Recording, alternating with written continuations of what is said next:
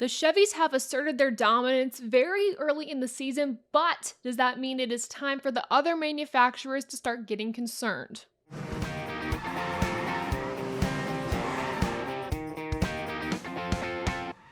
My name is Taylor, and welcome back to a new episode of Above the Yellow Line. Sunday's winner won his 5th Cup Series race and led over 170 laps, getting his first win at Las Vegas Motor Speedway and locking himself into the championship fight. William Byron was your winner on Sunday with a dominant performance, meaning that he is this week's FilterTime MVP of the week.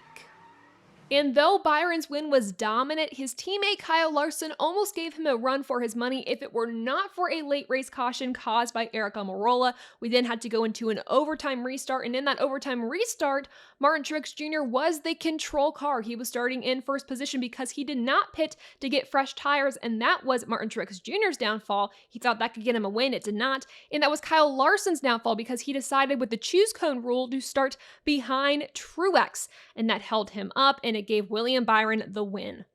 I get the gamble for Truex, but for Larson, I really hate it for him. He really had that race won. But again, William Byron was overall the dominant car of the day. As for the organization as a whole for Hendrick Motorsports, they had a 1-2-3 finish with Bowman finishing in the 3rd spot. Then in 4th, we had Wallace, 5th, Bell, 6th, Cindric, 7th, Truex, 8th, Haley, 9th, Harvick, and 10th, Suarez.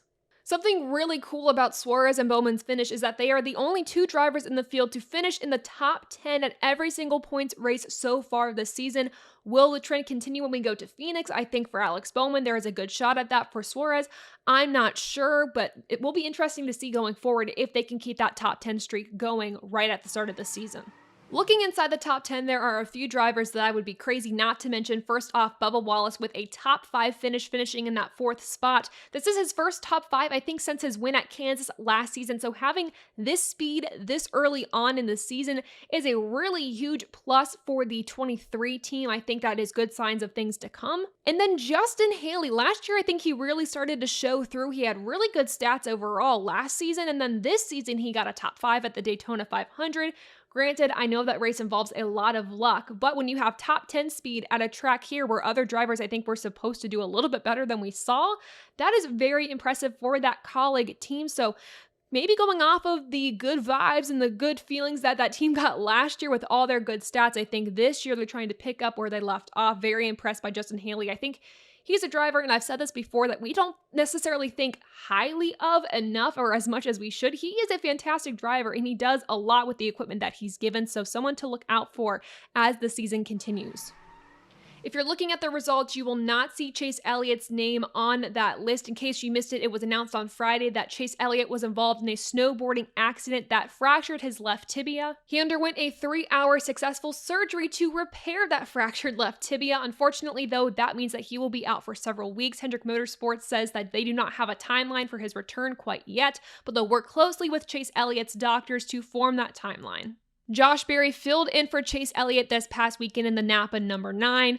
He did not do too hot. Granted, this was his first weekend in a Gen 7 car, so all he had to do was finish the race, and he did. So I say that's a job well done for Josh Berry. Again, we don't have a timeline for Chase Elliott's return, but what we can say is that he's starting physical therapy this week, and Hendrick Motorsports is starting to file a waiver for points. Now, if you're like me, you probably Googled how long does it take to recover from a fractured tibia. You're going to see the number 4 to 6 months.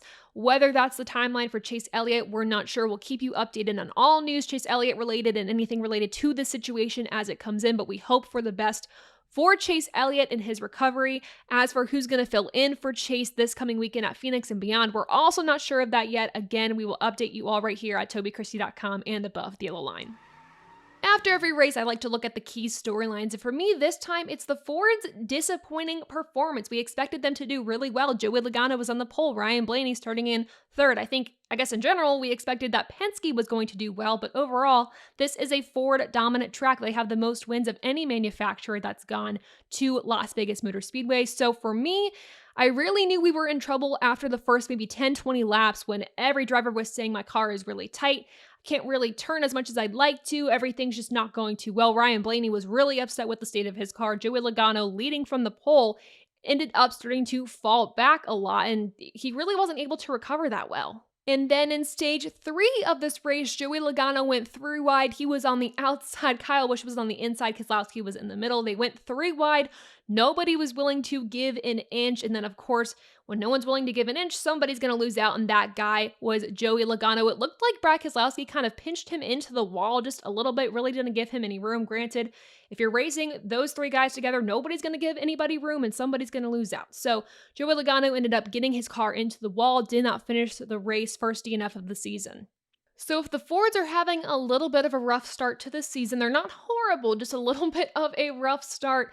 Who is the manufacturer to beat? Well, Toyota is saying, hey, we're here, we're making a statement. They've had some decent results the past few weeks, right? But Chevrolet is really where it is at. This is the first time since 2010 that a manufacturer has won the first 3 points races of the season. In 2010, those winners were Jamie Mack in the Daytona 500, and then we had Jimmy Johnson winning back-to-back at Fontana and then Vegas. This season, Chevy has done the same exact thing, except the winners come from 3 different manufacturers. We have Stenhouse with JTG Doherty, we have Kyle Busch with RCR, and then this time William Byron with Hendrick Motorsports. I expect a lot more wins out of Hendrick Motorsports this season after seeing what Kyle Busch has been able to do at RCR, more wins from them. JTG Doherty, I'm not sure if we're going to see another win from them this season. I mean, obviously looking at them for a super speedway race, of course, but I'm not really sure. Otherwise, though, Chevy is pretty strong.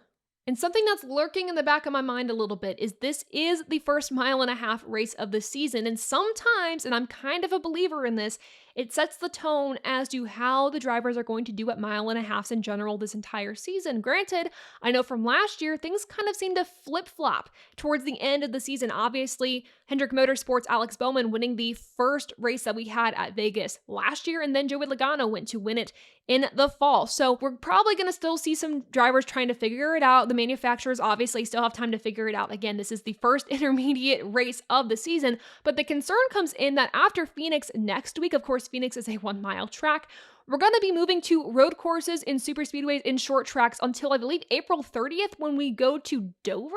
So that's a lot of time that these teams are going to have to take a break from their intermediate packages to work on the other tracks that we're going to see. So that's a lot of time that Ford is going to have to play catch up in the simulator or is just going to have to wait until we get to practice at Dover. So that's concerning for me. So am I concerned? If I'm given like a scale of like 0 to 100, I'm like 50% concerned for the Fords, but one thing I will say is they showed a lot of strength during qualifying runs this season. So that's where I see them striving, but where I see them struggling is trying to put a full race together. Granted, not all the Fords are horrible, not all the Fords are bad. That is not what I'm saying. I'm just saying I see them struggling a little bit when it comes to the full concept of a race and putting that all together. But again, we have seen them have success, so it's just this intermediate track setup that I'm nervous about, but I want to see how the Fords do at the road courses, at the short track super speedways. I have a decent idea of how they're going to do. They did really, decently well at the Daytona 500, so we're going to have to see, at least with the short tracks, most particularly, in my opinion, how they are going to do. I think for me, that's going to tell me more than I think what the road courses will. So we'll have to see for the Fords, but panic? Not yet. Hold your panic until maybe week 12 of NASCAR. But we'll revisit this discussion then, but I will say all this to say that the Chevrolets have the clear advantage starting this season. Now it's time to rate this race above or below the yellow line. For me, this was not the most exciting event, and they also made it very clear on the broadcast that this was not the most exciting event for them either to commentate on. Clint Boyer was super excited when we got that overtime finish because up until that point, the race was pretty lackluster, but that's not to say the racing that we saw was also lackluster. I think the product that was at Las Vegas Motor Speedway was pretty decent overall, but where it lost it a little bit for me is that there wasn't a lot of competition for the lead. Once a guy got out to the front, it was really hard to pass him, except for maybe the first 15 laps of a restart, but that's really it. And then, of course, sometimes with the tires and the pit strategies and things like that, you would have a guy kind of fall off from the lead, but he wouldn't totally lose it. So that's where the race got a little frustrating for me, but overall, the race was decent. It was fine. It was solid. It was a mature race, not a lot of huge mistakes. And the best part of the race for me was 78 to 60 laps to go in stage 3 when we had that restart after, what was it? I think Joey Logano spun, that's when the racing was the most exciting. That was like one of the best restarts we had seen all day, the most aggressive I think we'd seen the drivers all day, of course, because it's near the end of the race. You know that restart might determine how you finish this race because, again, there wasn't a lot of passing for the lead unless you did it on a restart. So that was the most exciting part of this race for me. I'm going to give it like a lower rating, not saying that this race was awful. I'm not saying that. It was decent, but it wasn't Auto Club, you guys. But granted, we're not going to have every race be like Auto Club, so that's something to keep in mind. With all this talked through, I'm going to give this race a 60%, still making it above the yellow line, but so far this is the lowest race this season. I'm pretty sure you'll give this race a different rating than me, but what did you think? Let me know in the comments below or on my social media pages linked in the description below. And last but not least, I want to give a huge shout out to FilterTime for supporting us here at TobyChristie.com and of course above the yellow line. And thank you all so much for the support, and until next time, I'll see ya. Want more awesome NASCAR content? Make sure to check out the videos for you right here.